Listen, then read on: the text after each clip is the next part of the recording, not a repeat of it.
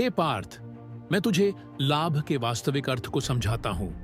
संसार में हर व्यक्ति लाभ की इच्छा से कर्म करता है, परंतु क्या तुमने कभी सोचा है कि सच्चा लाभ क्या है? वह लाभ जो तुझे आत्मिक शांति, स्थिरता और पूर्णता का अनुभव कराए, वही वास्तविक लाभ है। अन्य सब तो क्षणिक हैं, माया के मोह है।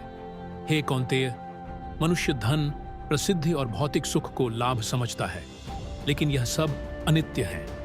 जो आज है वह कल नहीं रहेगा। असली लाभ वह है जो तुम्हारे आत्मा को शुद्ध करे, तुम्हारे कर्म को धर्म से जोड़ दे।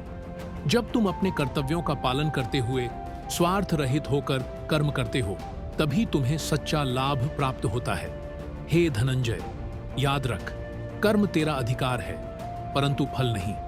यदि तुम लाभ की चिंता में अपने कर्म से भटकते हो, तो यह तुम्हारे मन को अशांत करेगा।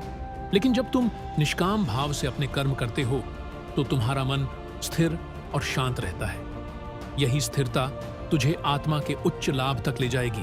हे अर्जुन, असली लाभ वही है जो तुझे संतोष दे। बाहरी वस्तुओं का लाभ तुझे क्षणिक खुशी दे सकता है, लेकिन भीतर का लाभ तुझे सदा सुखी रखेगा। जब तुम अपने भीतर भगवान को अनुभव करोगे, जब तुम अपने हर कर्म में मुझे देखोगे, तब तुम्हें वास्तविक लाभ का अनुभव होगा।